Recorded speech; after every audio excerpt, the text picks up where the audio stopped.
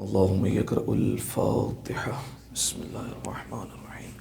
الحمد لله رب العالمين الرحمن الرحيم مالك يوم الدين إياك نعبد وإياك نستعين اهدنا الصراط المستقيم صراط الذين أنعمت عليهم غير المغضوب عليهم ولا الضالين.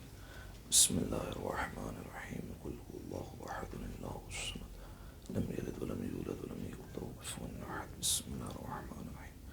قل هو الله أحد الله الصمد لم يلد ولم يولد ولم يكن له كفوا أحد. بسم الله الرحمن الرحيم. قل هو الله الصمد لم يلد ولم يكن له كفوا أحد. اللهم اغفر للمؤمنين والمؤمنات والمسلمين والمسلمات الأحياء منهم والأموات. اللهم تابع بيننا وبينهم بالخيرات إنك مجيب الدعوات إنك على كل شيء قدير برحمتك يا أرحم الراحمين. اللهم صل على محمد. أعوذ بالله من الشيطان اللعين الرجيم. بسم الله الرحمن الرحيم. الحمد لله الذي يخلق ولم يخلق ويرزق ولا يرزق ويطعم ولا يطعم. ثم الصلاة والسلام على عبدك ونبيك وصفيك ورسولك وخيرتك من الخلق أبي القاسم محمد. اللهم صل على محمد وعلى أهل بيته الطيبين الطاهرين المعصومين المظلومين سيما ابن عمه علي عليه السلام وهو النبأ العظيم والصراط المستقيم والقرآن الكليم وهو الصديق الأكبر والفاروق الأعظم وحبل الله المتين وإمام المسلمين ووصي رسول رب العالمين واللعنة الدائمة على أعدائهم أجمعين. أما بعد فقد قال الله سبحانه وتعالى في محكم كتابه المبين. بسم الله الرحمن الرحيم. وجعلنا منهم أئمة يهدون بأمرنا لما صبروا وكانوا بآياتنا يوقنون. صلوات. اللهم صل على محمد وآل محمد. دعائے سلامتی امام زمان. بسم اللہ الرحمن الرحیم. اللہم کل ولیک الحجت ابن حسن صلواتک علیہ وعلا آبائے فی غازل الساعة وفي كل وليا وحافظا وقائدا وناصرا ودليلا وعينا حتى تسكنه أرزك طوعا وتمتعه فيها طويلا. اللهم صل على محمد وآل محمد. سامعین محترم، عزیزان گرامی قدر، 28 سفر روز شہادت ختمی مرتبت احمد مجتبی محمد مصطفیٰ صلی اللہ علیہ وآلہ وسلم. صلی اللہ علیہ اور فرزند رسول دلبر بطول امام حسن مجتبی علیہ السلام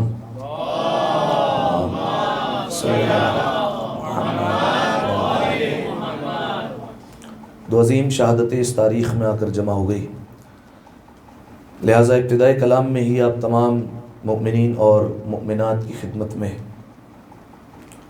تعزیت اور تسلیت پیش کرتا ہوں، اور بالخصوص زمانے کے امام کی خدمت میں تعزیت اور تسلیت پیش کرنے کے لیے، اور بالاخص شہزادی کونین کی خدمت میں ان کے بابا اور ان کے فرزند اکبر کی شہادت کی تعزیت اور تسلیت پیش کرنے کے لیے ایک دفعہ مل کر بآواز بلند صلوات پڑھ دیں۔ اللہم صلی علی محمد وآل محمد۔ جزاکم اللہ۔ شہزادی عالمیان آپ کو اجر عطا فرمائے کہ آپ پھر سے اس غم کو منانے کے لیے فرش عزا پر تشریف لائے، اور یقیناً اس بات پر ہمارا ایمان ہے اور ہمارا عقیدہ ہے کہ مجلس عزا میں انسان بن بلائے نہیں آیا کرتا۔ علماء بیان کرتے ہیں مجالس میں وہی آیا کرتا ہے جس کو پروردگار عالم کی توفیق ہو، اور جب تک شہزادی کونین کی تائید نہ ہو انسان فرش عزا پر نہیں آیا کرتا۔ بلکہ بعض علماء کی زبانی میں نے یہاں تک سنا کہ جب بھی مجلس عزا برپا ہونے والی ہوتی ہے تو سید سجاد اور جناب زینب کبریٰ ایک ایک گھر پر جا کر انسان کو دعوت دے کر آتے ہیں کہ تمہیں مجلس میں آنا ہے، اور پھر انسان جو ہے وہ مجلس میں تشریف لاتا ہے۔ تو شہزادی یقیناً آپ کو اجر عطا فرمائیں گی کہ آپ اجر رسالت ادا کرنے کے لیے، مودت کا حق ادا کرنے کے لیے اس فرش پر تشریف لائیں۔ سامعین محترم، آج کی اس بابرکت اور روحانی مجلس عزا کے لیے جس آیہ مجیدہ کو آپ کی خدمت میں نے پیش کیا، اس کا تعلق سورہ مبارکہ سجدہ سے ہے۔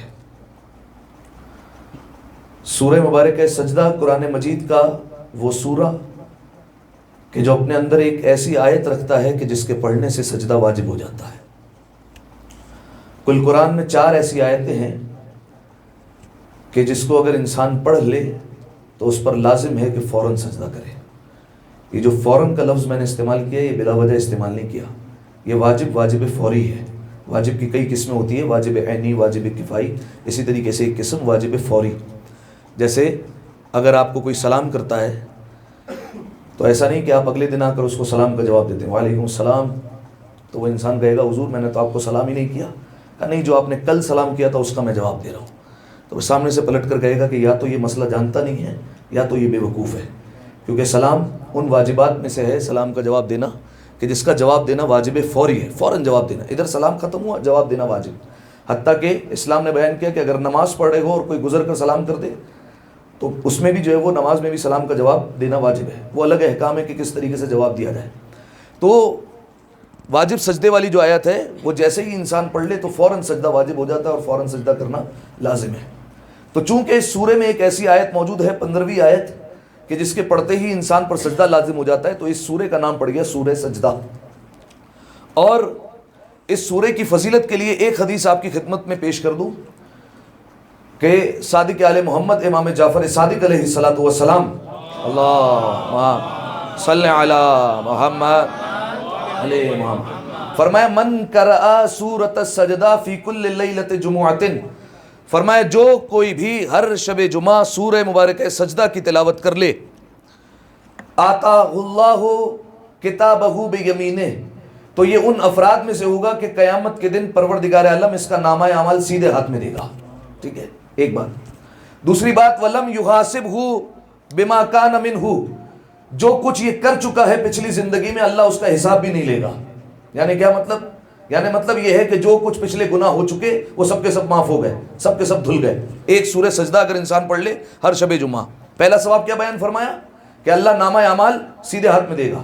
دوسرا ثواب کیا بیان فرمایا؟ بیان فرمایا کہ گزشتہ تمام گناہ معاف، جو پچھلا کر چکے ہو اس کا حساب کتاب نہیں ہے۔ تیسرا، اس سے بڑھ کر کچھ نہیں ہو سکتا، فرمایا وَكَانَ مِن رُفَقَاءِ مُحَمَّدٍ وَأَهْلِ بَيْتِهِ، اور قیامت کے دن یہ شخص محمد و آل محمد کے دوستوں میں سے ہوگا۔ ٹھیک ہے، یہ سورے کی فضیلت کے لیے کافی ہے۔ سورہ مبارکہ سجدہ، صحیح ہے، ہر سورے کے اپنے اپنے امتیاز ہیں، ہر سورے کے اپنے اپنے خصائص ہیں، ہر سورے کی جو ہے وہ اپنی اپنی فضیلت ہیں۔ تو سورہ سجدہ مولا نے فرمایا شب جمعہ پڑھو گے تو یہ 3 فائدے تمہیں حاصل ہو جائیں گے۔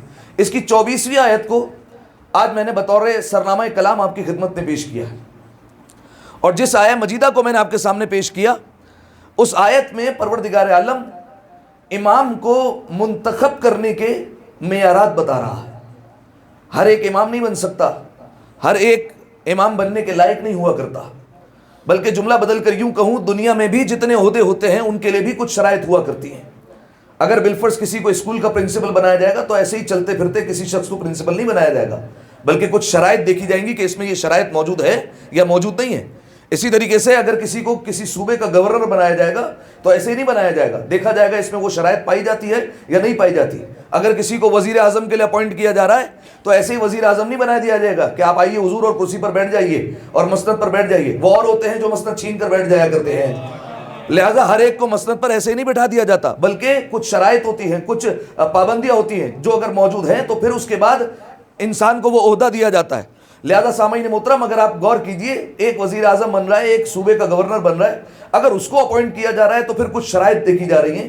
یعنی میں کہنا یہ چاہ رہا ہوں، اگر کسی کو ایک شہر دیا جا رہا ہے تو شرائط دیکھ رہے ہیں، تو اگر کسی کے حوالے پوری کائنات کرنی ہو تو پھر کیا اس میں شرائط نہیں دیکھنی پڑیں گی؟ کیا اس میں نہیں دیکھنا پڑے گا کہ کون کون سی شرائط ہیں، کون کون سی شرائط نہیں ہیں؟ تو پروردگار عالم نے اس آیہ مجیدہ میں وہ معیارات بتائے ہیں کہ جس کی وجہ سے پروردگار عالم امامت کا انتخاب کرتا ہے، امام کو منتخب کرتا ہے۔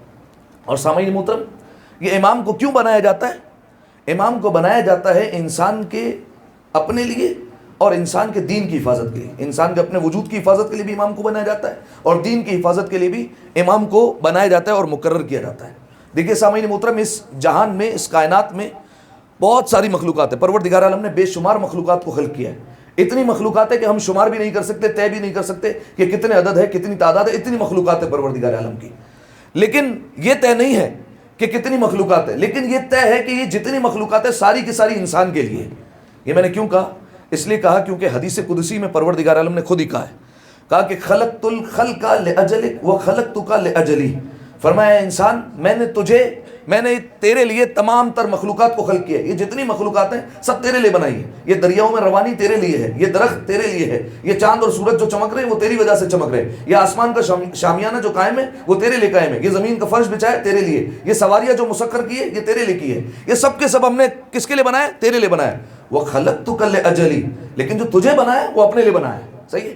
اب آپ سوچئے انسان کا مقام کتنا بلند ہو گیا، کتنی عزت دے دی پروردگار عالم نے انسان کو اس ایک فکرے کے ذریعے سے کہ ساری مخلوقات تمہارے لیے لیکن تم میرے لیے ہو۔ ٹھیک ہے، میں نے تمہیں اپنے لیے بنایا ہے اور اپنے لیے چنا ہے۔ صحیح ہے؟ تو ایک عزت کا طریقہ یہ پروردگار عالم نے اپنایا ہے۔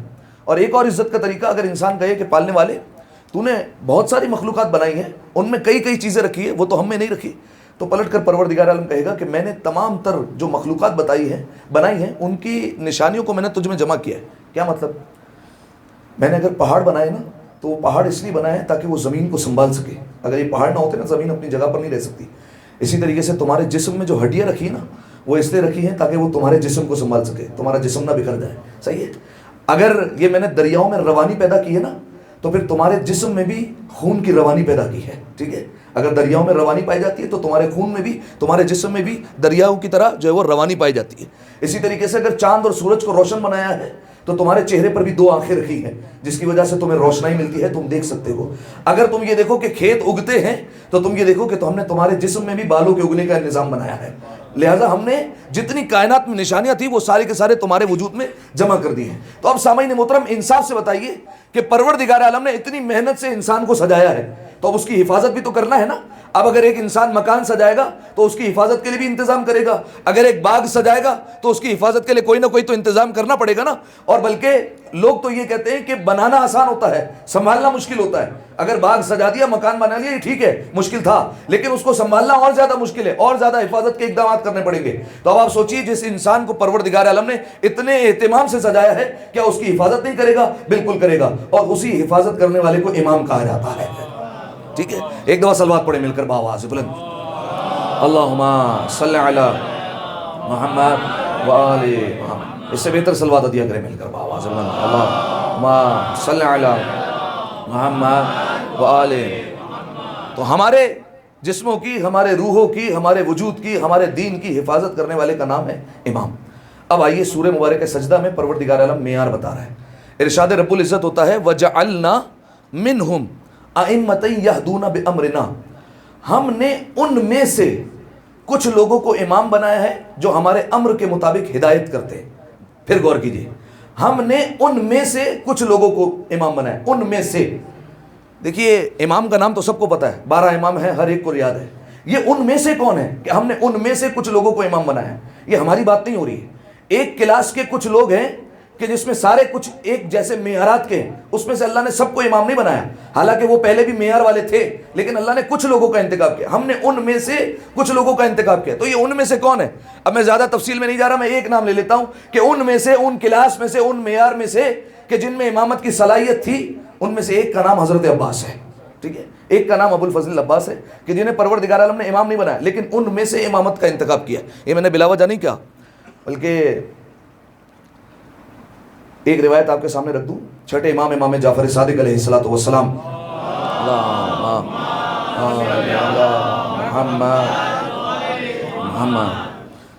چھٹے امام کے سامنے ایک شخص آیا اور آ کر سوال کر لیا کہ فرزند رسول یہ بتائیے کہ امام بنانے کا اختیار کس کے پاس ہے؟ کیا آپ لوگوں کے پاس امام بنانے کا اختیار ہے؟ تو فوراً امام نے کہا کہ نہیں، امام بنانے کا اختیار ہمارے پاس نہیں ہے، ہم امام نہیں بنا سکتے. یہ اختیار وہ ہے جو پروردگار عالم نے اپنے لیے خاص کر کے رکھا ہے، یہ بس پروردگار عالم کے پاس ہے اور کسی کے پاس نہیں، اور کوئی امام منتخب نہیں کر سکتا. اچھا، اس کے بعد امام نے مثال دی. مثال پر غور کیجیے گا. امام نے کہا کہ اگر ہمارے جد علی چاہتے کہ اپنے بیٹے عباس کو امام بنا لے، تب بھی وہ امام نہیں بنا سکتے تھے، کیونکہ ان کے پاس اختیار نہیں ہے. امام بنانے کا اختیار اللہ کے پاس ہے. روایت ختم ہو گئی، مصنف نے حاشیہ لکھ دیا اور بات کمال ہو گئی. کہا کہ امام جو کلام کرتا ہے وہ بلا وجہ نہیں کرتا، امام کا کلام بھی تمام کلاموں کا امام ہوتا ہے. امام نے اپنی اس مثال میں حضرت عباس کا نام ہی کیوں لیا؟ یہ عباس کا نام لینا بتا رہا ہے کہ عباس میں امام بننے کی صلاحیت موجود تھی، تمام تر صفات موجود تھی، لیکن پروردگار عالم نے مصلحتوں کی بنا پر جناب عباس کو امام نہیں بنایا. ایک دفعہ صلوات پڑھے مل کر باواز بلند.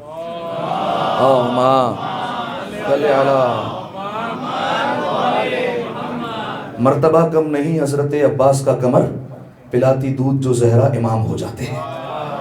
ٹھیک ہے، لہذا سامعین محترم، ہر ایک کام کے پیچھے مصلحت ہوتی ہے پروردگار عالم کی، ہر عمل کے پیچھے پروردگار عالم کی کوئی نہ کوئی حکمت پوشیدہ ہے. لہذا سامعین محترم، پروردگار عالم نے فرمایا وَجَعَلْنَا مِنْهُمْ أَئِمَّةً يَهْدُونَ بِأَمْرِنَا، ہم نے بنایا ہے. یہ امام بنانے کا اختیار فقط اور فقط پروردگار عالم کے پاس ہے. اچھا، میں نے بیان فرمایا امیر المؤمنین کے پاس بھی اختیار نہیں. کوئی یہ سمجھے رسول اللہ کے پاس ہوگا، نہیں، رسول اللہ کے پاس بھی نہیں ہے. ٹھیک ہے، اب اگر کوئی کہے غدیر میں تو رسول اللہ نے بنایا امیر المؤمنین کو، نہیں سامعین محترم، نہیں بنایا. ہمارا یہ ایمان ہے کہ بنایا خدا نے تھا، بتایا مصطفیٰ نے تھا. صحیح ہے، لہذا بنانے کا کام تو پروردگار عالم کا ہی ہے. بنایا انہوں نے، پروردگار عالم نے، بتایا صرف اور صرف مصطفیٰ نے. لہذا ایک اور روایت سن لیجیے. شیب ابی طالب میں جب بائیکاٹ کیا گیا بنی ہاشم کا اور 3 برس کے لیے قید کر دیا گیا تمام بنو ہاشم والے کو، شیب ابی طالب میں 3 برس کے لیے محصور کر دیا گیا اور اعلان کیا ہوا بائیکاٹ کر دیا جائے بنو ہاشم کا، اور ان سے کسی قسم کا میل جول نہیں رکھا جائے گا. نہ ان کے خاندان میں کوئی بیٹی دے گا، نہ ان کے خاندان سے کوئی بیٹی لے گا. ان کے ساتھ کسی قسم کے کاروباری روابط نہیں رکھے جائیں گے. ان کے ساتھ کوئی تجارت نہیں کرے گا. انہیں کوئی کھانا فراہم نہیں کرے گا. انہیں یہیں پر قید رہ جانے دو. اور یہ سارا معاہدہ طے کر کے خانہ کعبہ کی دیوار پر لٹکا دیا گیا. ٹھیک ہے، 3 سال کے لیے قید کر دیے گئے. اب ہوتا کیا ہے، ظاہر ہے انسان کی ضرورت ہے کھانا، تو اب غذا کا انتظام کیسے کیا جائے؟ تو روایت کے جملے ہیں امیر المؤمنین اور بنو ہاشم کے کچھ مرد نکلا کرتے تھے اور کھانے کا انتظام کرتے تھے، لیکن کوئی دینے کے لیے تیار نہیں ہوتا تھا. تو 3 گنا قیمت، 4 گنا قیمت پر کھانے کو خریدا جاتا تھا اور پھر فراہم کیا جاتا تھا. یہ جو پوچھا جاتا ہے کہ جناب خدیجہ کی دولت کہاں استعمال ہوئی، یہاں استعمال ہوئی. ٹھیک ہے، ایک ذریعہ کہ 3 سال تک 4 گنا 5 گنا قیمت دے کر غذا کو خریدا جا رہا ہے اور فراہم کیا جا رہا ہے پورے بنو ہاشم کو اور پورے قبیلے کو دیا جا رہا ہے. ٹھیک ہے، یہاں پر دولت استعمال ہوئی. لہذا ایک شخص آیا جس کا تعلق تھا بنو عامر سے، کہ قبیلے کا نام ہے. اس کا ایک شخص آیا اور آ کر رسول اللہ سے کہا کہ یا رسول اللہ، آپ جانتے ہیں کہ میں ایسے قبیلے سے تعلق رکھتا ہوں جس کے تحت کئی قبیلے آتے ہیں، بہت سارے قبیلے میرے انڈر میں آتے ہیں. اگر میں ایک اشارہ کر دوں، یہ جن لوگوں نے آپ کا بائیکاٹ کیا ہے، آپ لوگوں پر پابندی لگائیے، تو یہ سارے جنگجو جتنے سپاہی ہیں، جتنے قبیلے والے ہیں، میرے انڈر جتنے قبیلے آتے ہیں، یہ سارے کے سارے آ جائیں گے اور سارے کے سارے آپ کی صف میں کھڑے ہو جائیں گے اور آپ کی حفاظت کریں گے، اور کسی میں ہمت نہیں ہوگی، کسی میں جرت نہیں ہوگی کہ آپ کا بائیکاٹ کریں. آپ صرف اشارہ تو کریں. رسول اللہ نے کہا کہ تو ایسے ہی تو یہ مجھے نہیں کہہ رہا، تیری کوئی شرط ہوگی. اس نے کہا ہاں یا رسول اللہ، میری ایک شرط ہے. اب سنیے گا شرط، رسول کی صداقت کو دیکھیے گا. کہا ایک شرط ہے، وہ یہ کہ یا رسول اللہ ابھی نہیں، آپ ابھی زندہ ہیں, آپ اللہ کی رسالت کے عہدے پر فائز ہیں, آپ رسول ہیں, آپ ٹھیک ہے لوگوں پر حکومت کیجیے, لیکن کام یہ ہے کہ جب آپ دنیا سے جا رہے ہوں تو جاتے جاتے میرا نام اپوائنٹ کر کے جائیے گا کہ میرے بعد میرا خلیفہ یہ ہوگا. صحیح ہے, بس ابھی کچھ نہیں چاہیے. ابھی میں سارے مال کے ذریعے سے آپ کو سپورٹ کرنے کے لیے تیار ہوں, اپنی جو ہے وہ سپاہیوں کے ذریعے سے آپ کو سپورٹ کرنے کے لیے تیار ہوں, ساری فوج لے کر آ جاتا ہوں, آپ کو سپورٹ کریں گے, آپ کا ساتھ دیں گے, کسی میں ہمت نہیں ہوگی کہ آپ کا بائیک آؤٹ کرے.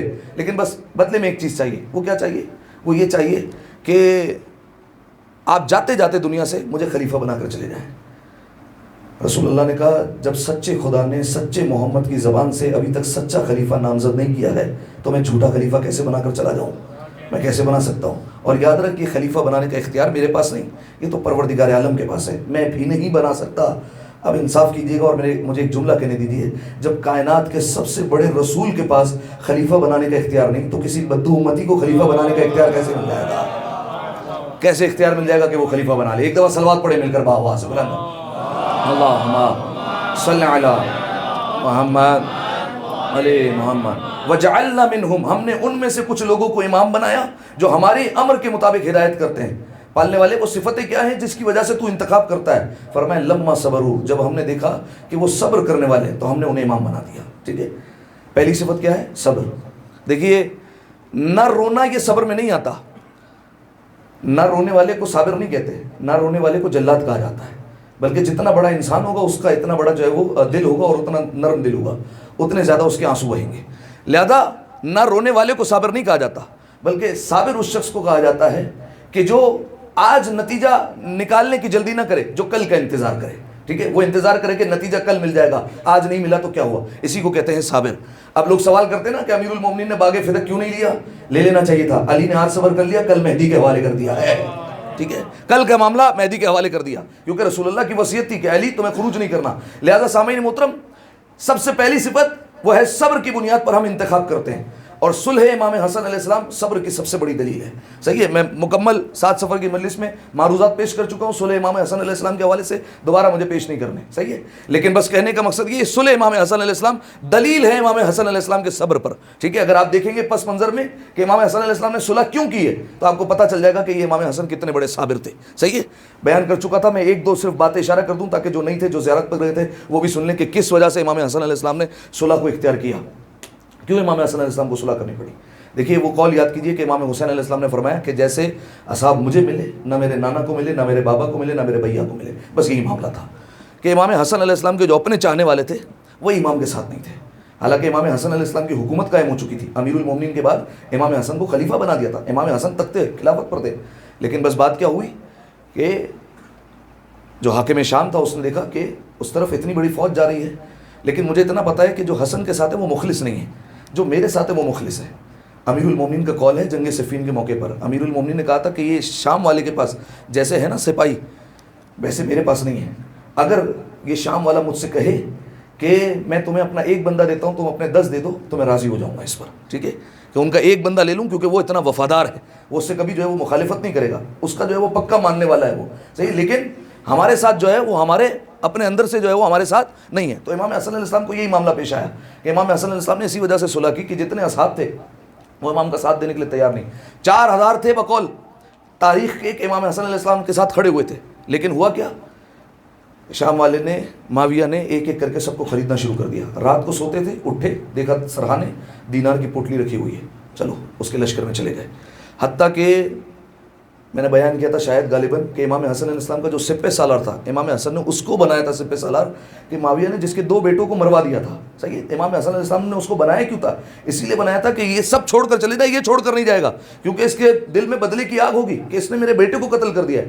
لیکن اس نے خود جو ہے وہ خط لکھ کر معاویہ کو کہہ دیا, مجھے یہ بتاؤ کہ حسن کو تمہارے پاس صحیح سالم بھیجنا ہے یا ٹکڑے ٹکڑے کر کے بھیجنا ہے, مجھے یہ بتا دو. اپنے چاہنے والے, اپنے ارد گرد کے لوگ جو 4000 لوگ ہیں. صحیح ہے, امام اپنے خیمے میں آرام کر رہے ہیں تو اپنے والوں سے محفوظ نہیں. رات کو کوئی آتا ہے بستر کھینچ کر چلا جاتا ہے, کوئی آتا ہے امام کے حالت نماز میں مصلی کھینچ کر چلے جاتا ہے, کوئی آیا ران کو امام کی زخمی کر کے چلا گیا, خون بہنے لگا, کسی نے جو ہے وہ امام حسن علیہ السلام کو زہر دے دیا. یہ سب کا سب کیوں ہوا؟ یہ امام حسن علیہ السلام کے ساتھ اس لیے ہوا کیونکہ اپنے جو چاہنے والے تھے وہ امام حسن علیہ السلام کے ساتھ جو ہے وہ نہیں تھے. امام حسن علیہ السلام نے کہا کہ صلح کرنی ہوگی, کیونکہ اگر میرے پاس بہت کم لوگ ہیں جو میرے ساتھ ہیں, بہت کم تعداد رہ گئی ہے جو میرے ساتھ موجود ہے, اگر ان کے ساتھ میں جنگ کروں گا تو مجھے پتا ہے کہ ہمیں ظاہری طور پر جیت نہیں مل سکتی، لہذا بہتر ہے ان کی جان کی حفاظت کے لیے صلح کر لی جائے. ٹھیک ہے. یہ جو لوگ کہتے ہیں کہ امام حسن علیہ السلام نے بیعت کر لی، نہیں، بیعت نہیں کی تھی. امام حسن علیہ السلام نے صلح کی. بیعت اور ہے، صلح اور ہے. اور اس سے کوئی یہ نہ سمجھے کہ نعوذ باللہ امام حسن علیہ السلام شجاع نہیں تھے. نہیں، جس کے شاگرد کو عباس کہا جاتا ہے اسے حسن کہا جاتا ہے. صحیح ہے. اب سوچئے امام حسن علیہ السلام شجاعت کے کس درجے پر فائز ہوتے. ٹھیک ہے. تو امام حسن علیہ السلام نے صلح کی. کیا کیا شرائط تھی وہ ساری کی ساری بیان ہو چکی، لیکن یہ حالات تھے کہ جس وجہ سے امام حسن علیہ السلام نے صلح کی. اچھا، شجاعت کے حوالے سے یاد ہوگا آپ کو جنگ جمل کا مارکا. محمد حنفیہ علی کے ایک بیٹے ہیں. امیر المومنین نے محمد حنفیہ سے کہا محمد حنفیہ آگے بڑھو، جاؤ حملہ کرو. تیر سامنے سے برسے جا رہے ہیں، گھمسان کی جنگ ہو رہی ہے اور مسلسل تیر آ رہے ہیں سامنے سے، لیکن امیر المومنین کہہ رہے ہیں محمد حنفیہ آگے بڑھو. 3 جملے کہے مولا نے.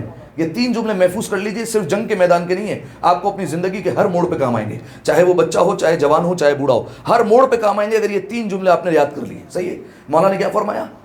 محمد حنفیہ کی پشت پر ہاتھ مارا جب دیکھا کہ محمد حنفیہ آگے بڑھ رہے ہیں، لیکن تیروں کی بارش جب تیز ہوتی ہے تو گھوڑے کے قدم پیچھے آ جاتے ہیں.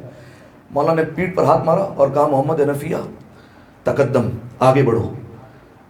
تزول الجبال ولا تزل، دیکھو پہاڑ اپنی جگہ سے ہل جائیں تم اپنی جگہ سے نہیں ہلو گے، آگے بڑھو. صحیح ہے. یعنی کیا مطلب؟ مولا نے کہا اپنی زندگی میں پہلے تو استقامت لاؤ، ہدف پر نظر رکھو کہ تمہارا ہدف کیا ہے، مایوس نہیں ہونا، آگے بڑھو. دوسری بات فرمایا کہ دیکھو انظر الی اقصی القوم، نظر رکھنی ہے تو فوج کے آخری دستے پر نظر رکھو، وہاں نظر رکھو، پہلے دستے پر نظر نہیں رکھو. اگر پہلے دستے پر نظر رکھو گے تو پہلے دستے تک ہی پہنچ سکو گے، آخری پر نظر رکھو. یعنی کیا مطلب؟ سوچ کو بڑا کرو، سوچ کو چھوٹا نہ رکھو. ٹھیک ہے. حملہ کرو اور آخری فوج کے دستے پر نظر رکھو اور پھر حملہ کرو. اور اس کے بعد جب تم اس طریقے سے حملہ کرو گے کہ تم اپنی جگہ پر ڈٹے رہو گے اور اپنے قدم کو نہ ہلاؤ گے اور ساتھ ہی ساتھ آخری دستے پر نظر رکھو گے، تو جب تم واپس پلٹ کر آؤ گے تو تم دیکھو گے کہ جب تم آؤ گے تو تمہارے لیے نعرے تکبیر لگائے جائیں گے، تمہارے لیے مرحبا کی صدائیں لگائی جائیں گی، تمہارے لیے لوگ واہ واہ کریں گے، داد دیں گے. لیکن انسان ہو نا، اس وقت تمہارے دل میں خیال آ سکتا ہے، یہ ہم سب کے لیے پیغام ہے، اس وقت تمہارے دل میں خیال آ سکتا ہے، غرور آ سکتا ہے، تکبر آ سکتا ہے، یہ میری وجہ سے ہوا ہے. فوراً کہا کہ تیسرا اصول یاد رکھو، وَعَلَمْ أَنَّ نَصْرَ مِنَ اللَّهِ، یہ جو بھی کامیابی عطا کی اللہ نے عطا کی ہے. یہ تیسرا نقطہ ہے. صحیح ہے. یہ تینوں اصول اپنی زندگی میں منا لو. یہ تینوں چیزیں اگر اپنا لو گے تو دنیا کے زندگی کے ہر میدان میں کامیاب ہو جاؤ گے. لیکن جب امیر المومنین نے محمد حنفیہ کو آگے بڑھانا چاہا اور محمد حنفیہ گئے، لیکن جب پیچھے قدم ہٹے تو دیکھا کہ ایک شخص نے کاندھے پر ہاتھ رکھا اور کہا کہ بھیا محمد حنفیہ فکر نہ کیجیے، تلوار بھی دیجیے اور ڈھال بھی دیجیے. یہ کون ہے؟ علی کا بڑا بیٹا حسن ہے. اپنے بابا سے آنکھوں میں اشارہ لیا اور فوراً چلے ہیں قدم کی طرف. تاریخ کے جملے ہیں، یہ جملہ میں نے نہیں پڑھا تھا آپ کے سامنے، تاریخ کے جملے ہیں. تاریخ یہ کہتی ہے، صلوات پڑھیں دفعہ مل کر آواز بلند، اللہم صلی علی محمد وعلی محمد.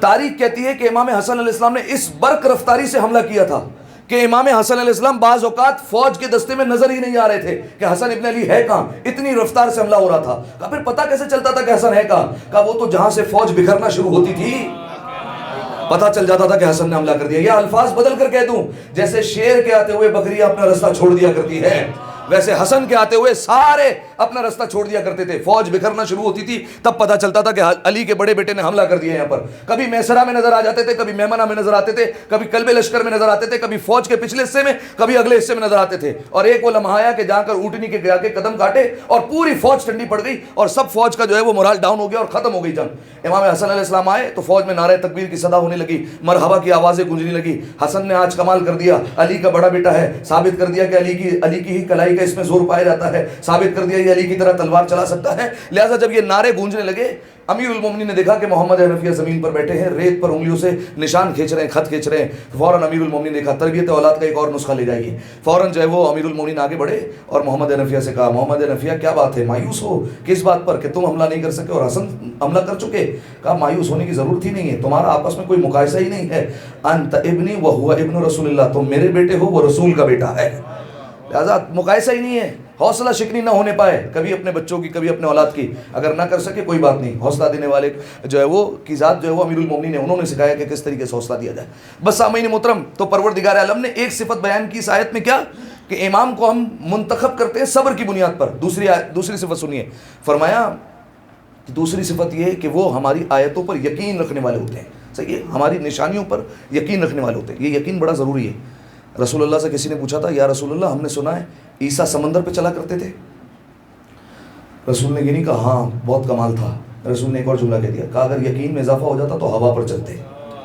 صحیح ہے، یقین میں اگر اضافہ کر لیتے تو ہوا پر چلتے. جناب ابراہیم علیہ السلام پالنے والے، ارنی کیف تحیی الموتیٰ، دکھا دے تو مردوں کو کیسے زندہ کرتا ہے. ٹھیک ہے، فوراً پروردگار عالم نے ڈانٹ دیا، اولم تؤمن، ابراہیم ایمان نہیں ہے؟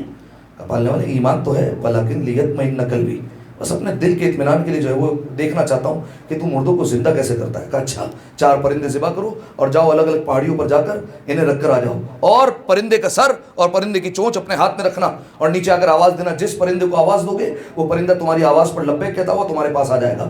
جناب ابراہیم نے پرندوں کو ذبح کیا، سب کا گوشت مخلوط کیا، الگ الگ پہاڑی پر رکھا، خود نیچے آ گئے، پرندوں کا سر اور چونچ ہاتھ میں رکھا. جس پرندے کا سر اٹھاتے تھے آواز دے کر کہتے تھے، وہ پرندے کا گوشت وہاں سے اٹھتا تھا، آپس میں ملتا تھا، زندہ ہوتا تھا اور جناب ابراہیم کی خدمت میں آتا تھا. آپ نے غور ہی نہیں کیا، نبی یہ خدا ہے، پہاڑ سے نیچے کھڑے ہیں اور پرندوں کو آواز دے رہے ہیں. پرندے ہیں اتنا جانتے ہیں، پہاڑ پر ہو نبی آواز دے آ جاؤ واپس. لیکن جو ہے وہ انسانوں میں اتنی عقل نہیں تھی کہ نبی خدا بلا رہے ہیں، قرآن کی آیت ہے، وہ ایسے بھاگ رہے تھے کہ پیچھے مڑ کر بھی نہیں دیکھ رہے تھے. ایک دفعہ صلوات پڑھے مل کر.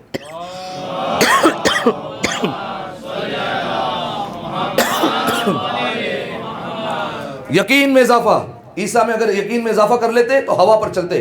ابراہیم ٹھیک ہے رسول اللہ کے بعد سب سے افضل نبی ہے، شیخ الانبیاء کا لقب دیا گیا ان کو. ٹھیک ہے کہ نبیوں میں رسول اللہ کے بعد سب سے افضل ہیں، لیکن اس کے باوجود کہہ رہے ہیں کہ پالنے والے دکھا تو مردوں کو زندہ کیسے کرتا ہے. صرف اطمینان قلب، یعنی یقین کی وہ کیفیت نہیں ہے. لیکن اہل بیت کے گھر میں ایک فرد وہ بھی تھا کہ جو یہ کہا کرتا تھا کہ اگر میری نگاہوں کے سامنے سے سارے حجابات ہٹا دیے جائیں تب بھی میرے یقین میں ذرہ برابر بھی اضافہ نہیں ہوگا. یہ کون ہے؟ علی ابن ابی طالب.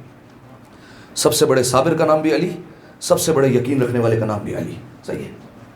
اب آپ دیکھ لیجیے صبر کے حوالے سے نہج البلاغہ میں مولانا نے خود کہہ دیا کہ میں نے 25 سال تک ایسے صبر کیا جیسے آنکھوں میں کانٹا لگا ہوا ہو اور گلے میں ہڈی کا ٹکڑا اٹکا ہوا ہو. صحیح ہے. یہ ہم جو ہے وہ بہت سرسری طور پر سن لیتے، اس پر تھوڑا غور کیجیے گا.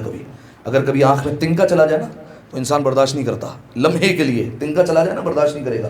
اگر لمحے کے لیے گلے میں لقمہ اٹک جائے نا فقط برداشت نہیں کرے گا. مولا کہہ رہے ہیں میں نے 25 سال ایسے صبر کیا کہ آنکھ میں میرے گویا تیر ہو یا کانٹا ہو، اور اس طریقے سے صبر کیا جیسے میرے گلے میں کوئی ہڈی کا ٹکڑا اٹکا ہوا. اس طریقے سے میں نے صبر کیا ہے. صحیح ہے. اب آپ خود غور کیجیے. کافی ہے ایک فکرہ رونے کو زندگی بھر، ہاتھوں کو اپنے مل کر کہتے تھے اکثر حیدر، خیبر شکن کی زوجہ گھٹ گھٹ کے مر گئی ہے، یہ غربت علی ہے، یہ غربت علی ہے. یہاں پر جس موڑ پر سب کا صبر ختم ہو جائے، سب کا صبر جواب دے دیا جائے، وہاں پر مولا نے صبر کر کے بتایا. بس سامعین محترم، چند جملے مصائب کے میں نے پیش کرنے ہیں اور یقیناً امام حسن پر ہی اختتام ہوگا. لیکن سامعین محترم، خدا جانے علی کا صبر کتنا بڑا تھا، کس طریقے سے میرے مولا صبر کر رہے تھے. روز شہادت ہے، صداؤں کو بلند کر لیجئے گا، گریہ کر لیجئے گا تاکہ حق کی مجلس کچھ طور پر ادا ہو جائے. جانتے سامعین محترم، امیر المومنین نے ایک روز دروازے پر دستک دی. جیسے ہی دروازے پر دستک دی، جناب فضہ دوڑ کر جانے لگی دروازہ کھولنے کے لیے. جانتی ہے میرے مولا کا آنے کا وقت ہو گیا ہے. لیکن جیسے ہی فضہ کو جاتے ہوئے دیکھا، جناب فاطمہ نے اشارہ کیا، فضہ ٹھہر جاؤ، آج میں جا کر دروازہ کھولوں گی. جناب سیدہ اٹھی اپنے بستر سے اور خود جا کر دروازہ کھولا. آپ نے غور نہیں کیا یہ کون بی بی اٹھ رہی ہے جس کی پسلیاں ٹوٹ چکی ہیں، جس کا بازو ٹوٹا ہوا ہے، جس کے چہرے پر تمانچے کا نشان ہے. یہ وہ بی بی جا رہی ہے. دروازہ کھولنے کے لیے گئی. امیر المومنین نے فوراً کہا، اے سیدہ آپ نے زحمت کیوں کی؟ تو فوراً جناب سیدہ نے کہا، السلام علیک یا امیر المومنین، السلام علیک یا ابا الحسن. جیسے ہی سلام کیا، امیر المومنین نے جواب دیا، کہا اے ابا الحسن، اے میرے والی، میں اٹھ کر اس لیے آئی ہوں کیونکہ میں نے سنا ہے کہ اب مدینہ کے لوگ آپ کو سلام نہیں کرتے ہیں. جیسے ہی امیر المومنین نے سنا، امیر المومنین کی آنکھوں سے آنسو جاری ہو گئے. کیوں؟ یہ بات شہزادی کو بھی پتہ چل گئی. رو کر کہتے ہیں، اے زہرا، معاملہ اس سے آگے بڑھ چکا ہے. اب اگر علی کسی کو سلام کرتا ہے کوئی جواب نہیں دیتا ہے. اجرکم اللہ، اجرکم اللہ زہرا. شہزادی کوئی غم نہ دے. بس عزادارو سوچئے امیر المومنین نے کیسے صبر کیا ہوگا، کس طریقے سے مولا نے صبر کیا. جب مولا، روایت کے جملے ہیں، اپنی اس زوجہ کو دفن کر رہے تھے تو آپ جانتے ہیں دفن کرنے کا طریقہ کار یہ ہوتا ہے کہ ایک جنازہ دیتا ہے، ایک قبر میں اتر کر جنازہ لیتا ہے. اس وقت کوئی ایسا نہیں تھا جو جنازہ قبر میں لے سکے کیونکہ حسن اور حسین چھوٹے ہیں. امیر المومنین نے فوراً کہا، یا رسول اللہ، جنازے کو قبول کیجیے. قبر سے 2 ہاتھ باہر آئے. امام علی علیہ السلام نے جنازہ حوالہ کیا لیکن ایک جملہ کہہ دیا، یا رسول اللہ آپ کی امانت آپ کے حوالے کر رہا ہوں، یہ آپ نے مجھے امانت کے طور پر دی تھی، لیکن یا رسول اللہ جیسے امانت دی تھی میں ویسے نہیں لوٹا رہا۔ کیا مطلب؟ جب آپ نے مجھے فاطمہ کو دیا تھا، فاطمہ کی پسلیاں سلامت تھی، فاطمہ کا بازو سلامت تھا، فاطمہ کا چہرہ سلامت تھا۔ اجرکم اللہ، اجرکم الزہرا۔ شہزادی کوئی غم نہ دے، صداؤں کو بلند کرتے آئیے۔ ہاں دادا رو، فاطمہ کے مصائب سب سے سخت ہیں۔ امام حسن علیہ السلام ایک ذاکر کے خواب میں آ گئے اور ذاکر سے کہتے اے میرے ذاکر، تو میرے سب سے سخت مصائب کیوں نہیں پڑھتا؟ ذاکر نے ہاتھوں کو جوڑ لیا، مولا میں آپ کے سب مصائب تو پڑھتا ہوں، مولا میں بتاتا ہوں آپ کا جنازہ واحد جنازہ ہے جو گھر سے نکلا پھر پلٹ کر آ گیا۔ نہیں غور کیا آزادارو، غریب سے غریب کا بھی جنازہ ہو، ایک دفعہ اگر گھر سے چلا جائے دوبارہ پلٹ کر نہیں آتا۔ کہا کہ میں یہ مصائب پڑھتا ہوں کہ آپ کا جنازہ گھر لوٹ کر آیا۔ کہا مولا میں یہ بھی پڑھتا ہوں کہ آپ کے جگر کے ٹکڑے کٹ کٹ کے باہر آ رہے تھے، مولا میں یہ بھی پڑھتا ہوں آپ کے جنازے سے آپ کی بہنوں نے تیر نکالے۔ بس عزادارو، امام حسن علیہ السلام نے سنا، رو کر کہتے ہیں میرے ذاکر تیرا شکریہ، تو میرے سب مصائب پڑھتے لیکن میری یہ سخت مصیبت نہیں ہے۔ ذاکر نے ہاتھوں کو جوڑ لیا، ہے میرے مولا پھر آپ ہی بتائیے سخت مصیبت کیا ہے؟ امام حسن نے کہا اے ذاکر، مدینہ شہر تھا، میں چھوٹا تھا، مسلمانوں نے ایک دروازے پر آگ لگا دی، میری ماں دروازے کے پیچھے تھی، مسلمان دروازے کو کھولتے تھے، میری ماں دروازے کو بند کرتی تھی۔ کسی بدبخت نے میرے سامنے میری ماں کے ہاتھوں پر تازیانہ مارا، میری ماں کے پہلو پر دستہ مارا، میری ماں نے کہا فضا میرا محسن شہید ہو گیا۔ اجرکم اللہ، اجرکم الزہرا۔ شہزادی کوئی غم نہ دے، بس عزادارو امام حسن علیہ السلام سے پوچھا گیا تھا اے حسن مجھے یہ بتائیے آج اتنا عرصہ گزر گیا ہے آپ کی ماں کو گئے ہوئے، لیکن مولا میں دیکھتا ہوں جب آپ کے سامنے آج بھی آپ کی ماں کا ذکر ہے آپ ایسے روتے ہیں جیسے آپ کی ابھی ماں کی شہادت ہوئی ہو۔ مولا ہم نے دیکھا ہے حسین بھی ایسے گریہ نہیں کرتے جیسے آپ کرتے ہیں۔ امام حسن نے رو کر کہا جو میں نے دیکھا ہے وہ حسین نے نہیں دیکھا ہے، جو میں نے مشاہدہ کیا ہے وہ حسین نے کہاں دیکھا ہے۔ امام ایک شخص کو کہا کرتے تھے تو ہی وہ تھا جس نے میری ماں کو ایسا تماچا مارا تھا کہ میرے ماں کے چہرے سے خون جاری ہو گیا۔ اجرکم اللہ، اجرکم الزہرا۔ بس عزادارو وہ مظلوم امام جس کو 7 مرتبہ زہر دیا گیا، 7 مرتبہ زہر دیا گیا، جب 6 مرتبہ زہر دے دیا نا، اب حاکم شام نے کہا کہ اب ایک ایسا زہر روم سے منگواؤں گا کہ اگر اسے سمندر میں ڈال دیا جائے تو ساری مچھلیاں تڑپ تڑپ کے مر جائیں گی، ایسا زہر دلواؤں گا۔ لیکن اسے یہ پتا چل گیا تھا کہ عباس نے پہرا دے دیا ہے۔ جناب عباس نے امام حسن سے کہا تھا اے بھیا حسین اب مجھ سے برداشت نہیں ہوتا کہ آپ کو کوئی بھی آئے اور زہر دے کر چلے جائے، اب عباس کا پہرا ہوگا، عباس نگرانی کرے گا۔ بس عزادارو آپ جانتے نا عباس کا پہرا کیا ہوتا ہے؟ ایک جملہ کہوں، اگر عباس ہوتے ہیں نا تو 28 رجب کو زینب بڑی شان سے سوار ہوتی ہے، اور عباس نہ ہو تو 11 محرم کو قاتل زینب کو جھڑکیاں دے کر کہتے زینب اب عباس نہ آئے گا، خود سوار ہونا پڑے گا۔ جناب زینب فرات کا رک کر کے کہتی ہو عباس سب کو میں نے سوار کروایا لیکن مجھے کوئی سوار کروانے والا نہیں۔ بس عزادارو جناب عباس کا پہرا ہو گیا۔ ایک مختلف روایت پڑھنا چاہ رہا ہوں اگر محسوس کر سکے، یہ تو گھر کے باہر پہرا جناب عباس نے دیا، گھر کے اندر بھی پہرا لگا ہے۔ جانتے کیسا پہرا؟ درمیان میں امام حسن کا بستر ہے، ایک طرف حسین اپنا بستر لگا کر سوتے، ایک طرف زینب کبریٰ کا بستر لگتا ہے، بھائی اور بہن حفاظت کر رہے ہیں اپنے بڑے بھائی کی۔ بس عزادارو جانتے نا جناب زینب اور امام حسین کی محبت کی مثال دی جاتی ہے، لیکن زینب کو حسن سے بھی کم محبت تو نہیں ہے نا۔ بس عزادارو جانتے ہیں رات کا وقت آیا، امام کی ایک زوجہ جس کا نام تھا جودہ بنت اشس دھیرے قدموں سے آئی، امام کے سرہانے سرائی رکھی تھی اس میں زہر ملا دیا اور دبے قدموں سے واپس چلی گئی۔ رات کا وقت ہوا، میرا مولا حسن اٹھا، نہیں میرا غریب مولا حسن اٹھا۔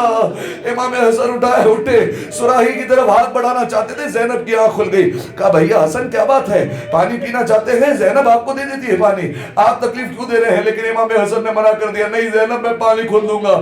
نہیں سمجھے امام حسن نے کیوں منع کیا؟ کیونکہ امام حسن جانتے نا اس میں کیا ہے، اگر زینب کے ہاتھوں سے لے لیا زینب زندگی بھر سوچتی رہے گی وہ پانی میں نے ہی بھیا کو دیا تھا، لہذا فوراً کہا زینب میں خود پانی پیوں گا۔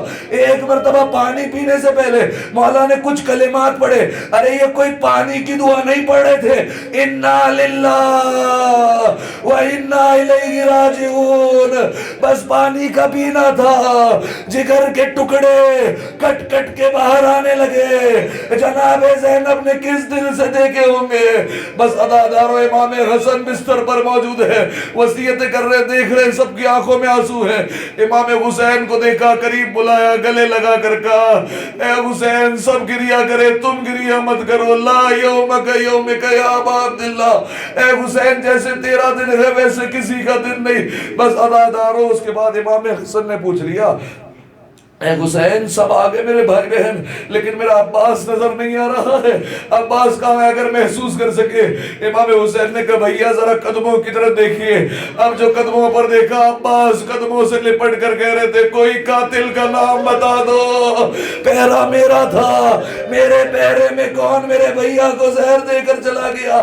امام حسن نے عباس کو دلاسا دیا، ایک منزل وہ آئی، امام حسن نے سلام کرنا شروع کیا، السلام علیکم یا جدہ، السلام علیکہ یا ابتا، السلام علیکہ یا امہ۔ جناب زینب تڑپ گئی، بھیا یہ کس سے سلام کر رہے ہیں؟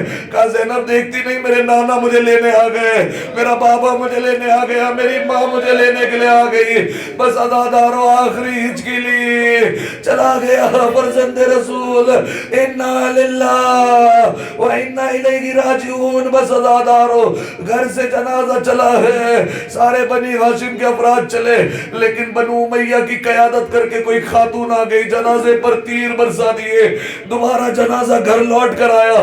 عزادارو غریب سے غریب بھی ہو جنازہ تو نہیں آتا۔ ابھی زینب ام کلثوم رو رہی تھی، دیکھا بھائی کا جنازہ آ گیا، جنازہ رکھا گیا، کیا دیکھا؟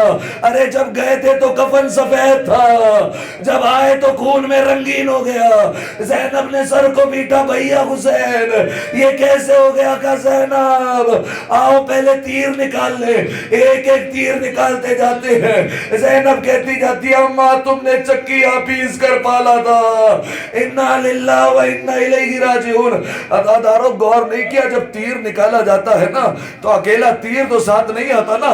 میں مثال دوں نا آپ کو، کربلا میں جب حسین نے علی اکبر کے سینے سے برچی کا پھل نکالا تھا، ارے خالی برچی تو نہ آئی تھی، ساتھ میں اکبر کا کلیجہ باہر آ گیا، اور یہاں حسن کے جسم کے ٹکڑے تیر کے ساتھ باہر آنے لگے۔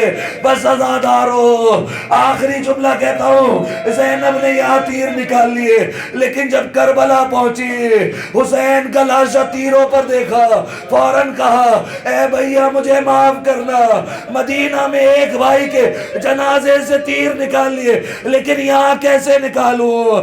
ارے مدینہ میں میرے ہاتھ کھلے تھے، یہاں زینب کے ہاتھ بندے۔ لا لعنت اللہ علی القوم الظالمین وسيعلم الذين ظلموا أي منقلب ينقلبون۔ ماتم حسن مجتبی۔